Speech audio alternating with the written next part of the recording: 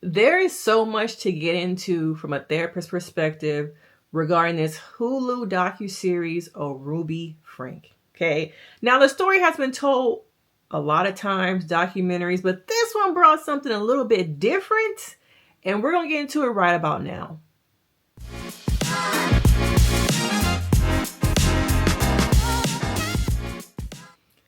First, let me say trigger warning, because some of the things we're going to talk about, some of you guys have been through, some of you guys are trying to overcome. So I want to make sure I do my due diligence as a therapist and put out a trigger warning for everyone who's going to watch this video.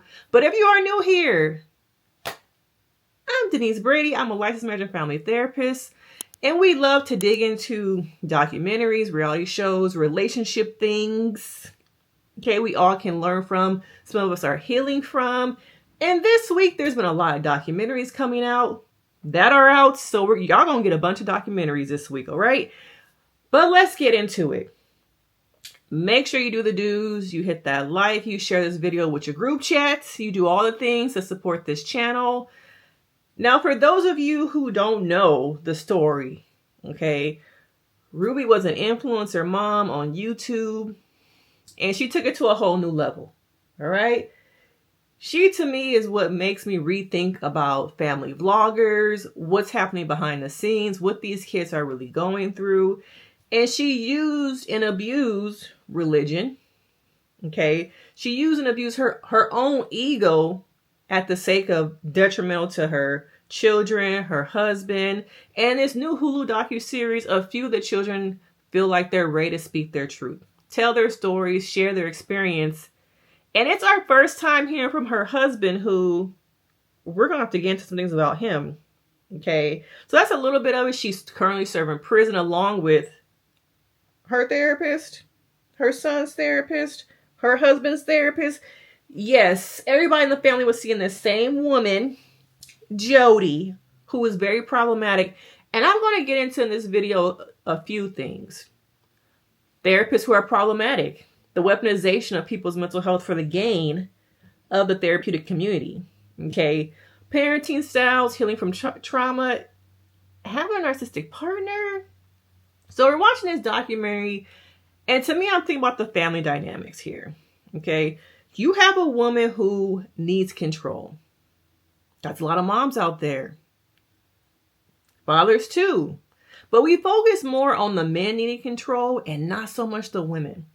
And on my channel, I talk about narcissistic mothers, healing from narcissistic mothers. Now, y'all know, if you have been over here for quite some time, I do not use the word narcissism, narcissistic personality disorder. I don't really use a lot of that over here because I feel like there's a lot of rhetoric and it's very hard to come out of that. Now, when you are a person who needs your ego fed, okay, add in lights, camera, action. And then having how many kids? Okay, all of these people you can mold into what you need them to be. Take away their childhoods. And, with her, mommy blogging, they became employees. Now, some of y'all might say employees. I kind of feel like they became slaves, okay, to their mother's ego. Because once the money started coming in, the likes, oh, you're an inspiration to me. Oh, I wish my family was like this. Show us more videos of Chad. Okay, that ego continued to grow and see that, oh, y'all want to see more of my kids and y'all will give me more attention? Oh, okay. Yes, let's use my at the time, what Chad may have been like, 7, 8. Let's put him in front of the camera. Okay. Oh, the videos do better when Chad is on the thumbnail. Let's put him out there. And it got to a point where Chad became like, I don't want to do this anymore. And always as a therapist, I am saying when I see children who are having problematic behaviors, the problem is the surface. Okay, the acting out, the behaviors at school. And below that iceberg is the truth of why they were acting out. Is it for attention? Is it because they're hungry? Is it because something is happening in the home? Now, as Chad started to have more issues, It was, oh, you're against us. Okay. There's something wrong with you. So you're not going to hold up mommy's money. You're not going to hurt the family brand with your behaviors. So you know what? You have to be punished. There was this perfectionism. Okay. The family had to be perfect in the eyes of, also with the light on them, Mormonism.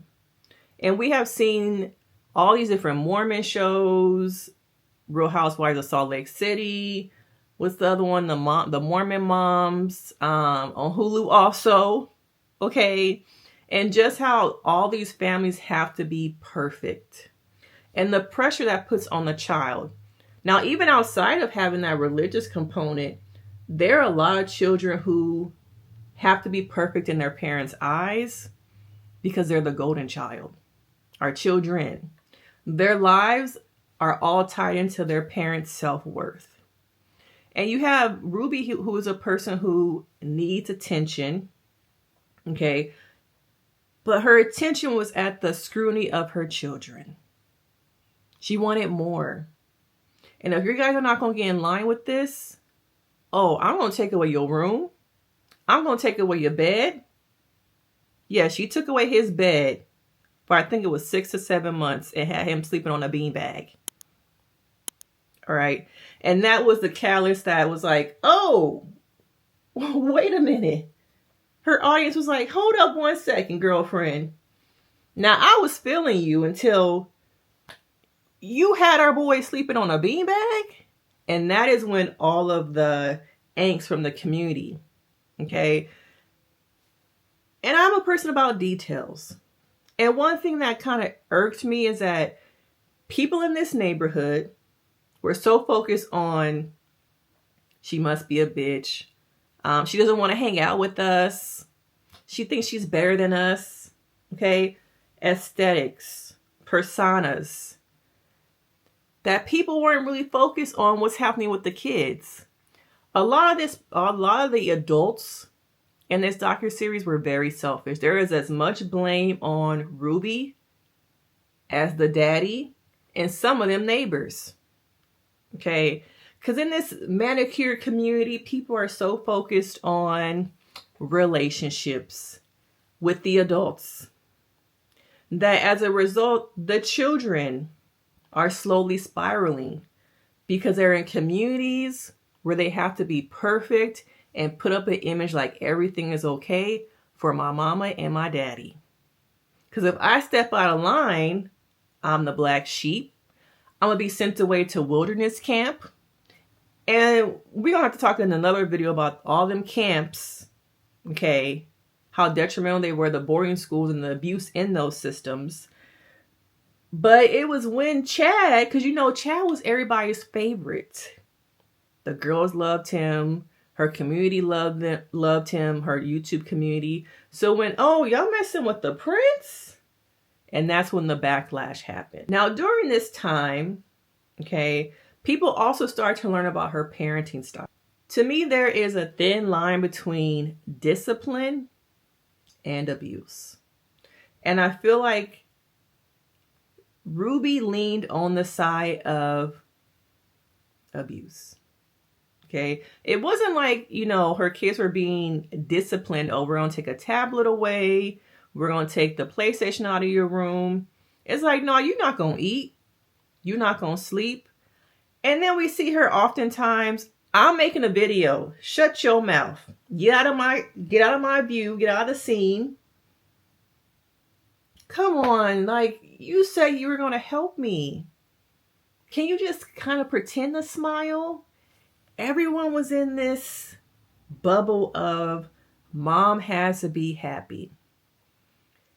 And that reminds me of the happy wife, happy life bullshits. Because it's not healthy.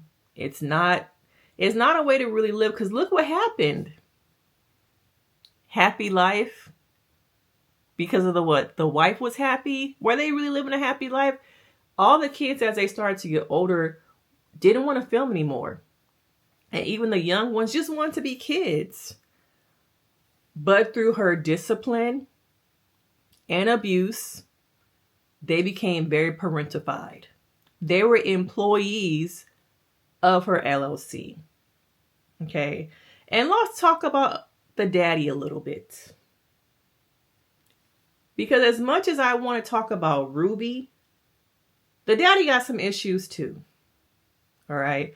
There were times he saw stuff, felt stuff, recorded stuff that we saw, because all the things that I have never seen in other documentaries, court docs, the daddy had in his iCloud.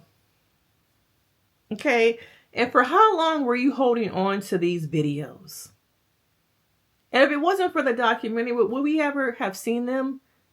Why, as a parent, was it okay to see this stuff, record it, know your children were not in the best of situations, mentally, physically, but be okay with it? And there is a part of me as a therapist that's, okay, this is an individual who was over the cloud of having a wife who is a narcissist. Okay. And the implications of being brainwashed, those people at times being emotional vampires and sucking the life out of you to the point of, you don't know from, is it really blue? Was it really red? Well, she's saying it's blue, but I can tell on paper the color is green. But maybe my mind's playing tricks on me. Yeah, it's really red. Okay. So I'm just like, okay, I want the father to accept some blame, which I feel like he does in this documentary. But at the same time, there's a part of me that wonders, are you still in love with your wife? Even after everything? And the things you ignored also because of the dollar signs, because of the money. You knew at times your children were being yelled at, and your wife would just say, we're going to edit that out. Why was that okay? So I'm like, I want to know from you guys, do you see both parts? Can you see how healing from someone who's been in a relationship with a narcissist, but also was there a lack of just, I don't want to say common sense, but compassion? Was he that brainwashed? And you could tell watching this, the producers were asking him questions like, buddy, you saw this? You still got the photos and videos in your phone to this day? Why keep all that also? Knowing that my kids were abused, harmed, mentally, they still trying to heal from their mama who's in jail right now. Yet I still kept all this. And they would ask him, do you still have the photos? Do you still have the video? And he would just pull it out and show them. So I'm just kind of like, you're kind of problematic too. Okay. Now, I don't know. Some of y'all might feel like he should be in prison too. He should have got some kind of charges. In the beginning, he seemed very innocent and he really didn't want to film. But also when the dollar signs started rolling in and they were making millions of dollars, did you turn a blind eye to at the sake of your kids? Okay. But let me know. Okay. Let me know. Now, let's talk about, there's so much to get into this in this docuseries. The influence of social media and how people develop parasocial relationships with people they don't even know on the internet. I talk about that time and time again. We don't talk enough about parasocial relationships. And that's when you develop a relationship with somebody you don't even know. Most of the time it's celebrities, influencers. Okay. And so many people had this relationship with Ruby that fed her ego. But what does it also say about them? The people around them. Okay. The neighbors, the subscribers. At what point before Chad was on that beanbag sleeping for 9 months, did anyone think to report, to bring up questions? All right.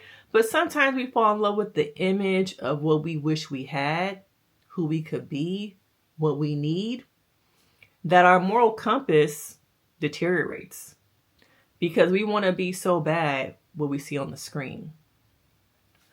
It's also a distraction for people to escape their own personal lives and live a life through these influencers, these mom bloggers, and how much the branding deals they get, the money that's coming in. You see the comments, oh, I wish this was my life. I just love you so much, your family. I wish I had a mom like this. I wish. Okay? And how detrimental that is to people's mental health. Sometimes it's the other side of it that it's like, oh, I didn't have that. I didn't have that type of mom. I wish I had that. Okay? There's that side of it too that we don't talk about, how seeing those images of the perfect family can really make you think about yourself like, damn, my mama wasn't doing that for me. We're not going to Hawaii. Okay? So it's an interesting perspective to also look at the mental health aspects of the social media, parasocial relationships, and how that is also detrimental to people. And now I also want to get into the therapist, Miss Jodi. Okay? Now, Miss Jodi was a therapist with so much power.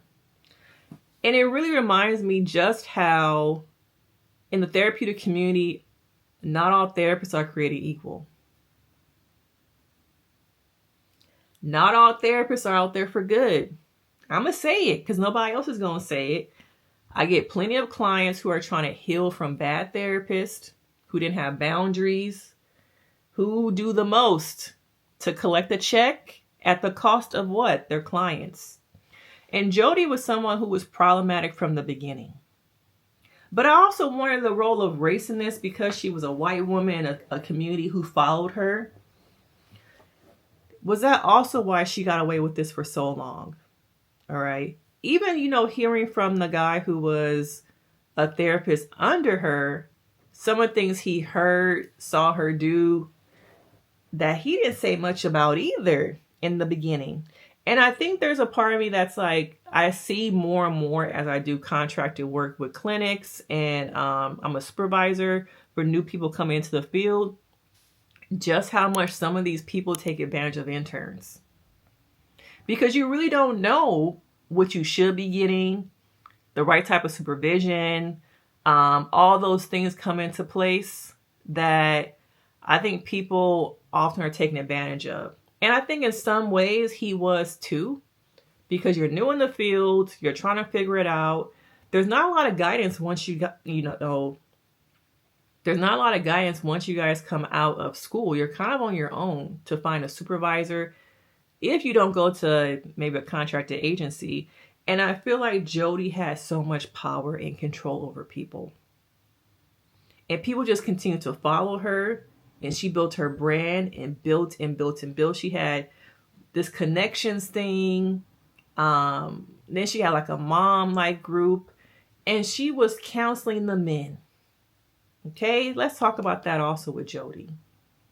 How, to meet her own angst and issues with men, poured into her therapeutic relationships with Chad, with the husband, I think his name is Frank, and the men she was counseling in that group counseling, punishing them, her tone, and all these things, and how as therapists, it's important for us to check in with our own stuff, our biases, our transference, with the things our clients are experiencing, or the things that we are trying to heal from, so that it does not pour into the relationship dynamic that we have with clients. But for Ruby, she saw in Jodi somebody who matched her. Somebody who finally said, yes, what you are doing is right. Okay, and I'm here with you. To the point of, I'm going to not have boundaries. I'm going to step over that line. And we have a duty to do no harm, but I know what's best for your whole family. I know what's best for the community. I know what's best for everybody. And that is me. And how therapists, psychologists, people in the mental health community also have egos. And sometimes those egos get in the way of doing no harm. Okay. You got to think, she was the therapist who was the therapist of Chad. I think she might have also been seeing the other kids. She was counseling the father. She was counseling and mentoring the mom. Where the boundaries at? Okay, where the boundaries at? Okay, dual relationships. You are not supposed to have a relationship like that with your client. Okay, the relationship stops at the 60-minute session. Okay, but instead her ego took over control, and both these women with these egos decided, hey, you know what? Your children need to find the ultimate discipline. And we saw even how Jodi, oh my God, this one was a mess, was going into catonic like trances, hearing voices, speaking in tongues, moving in with Ruby and her family. And even once again, going back to the father, at one point do you say this is wrong? That we shouldn't be doing this? But I'm just going to stand here and record. And once again, I'm just like, was it all the years of being with a narcissist that you just didn't see this as wrong, that you were just like implicit in this because of the manipulation, the psychology of it all? I don't know. I'm just looking from the outside. But as her and Jodi develop a relationship, what kind of relationship? Okay, because it seemed like it was more like a romantic relationship. They decided, hey, have your children come over to my house. I've been living with you, but come on over here. And the father even went and visited the home that Jodi was living in the middle of nowhere. And he had some little inklings that, is that a handprint on the window?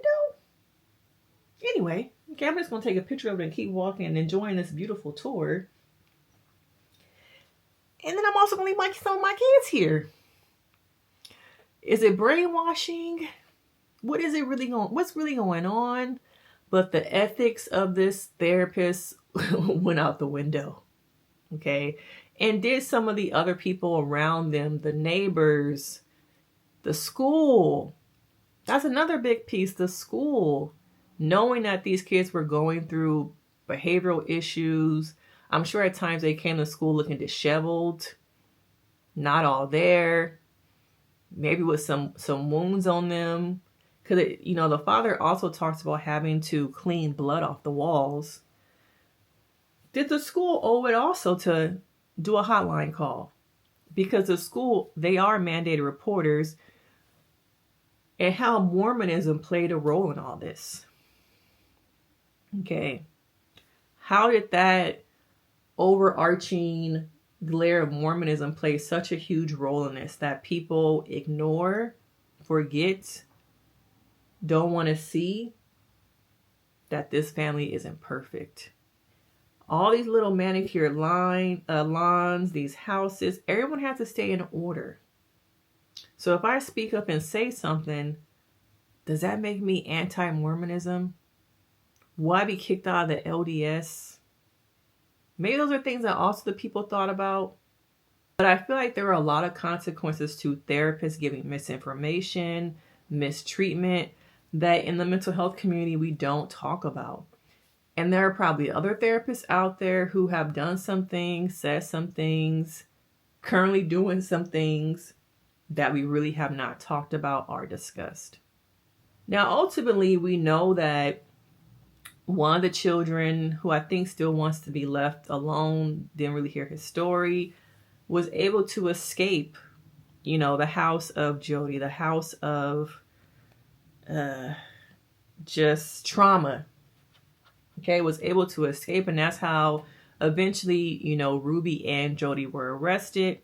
Okay, and now they're trying to heal.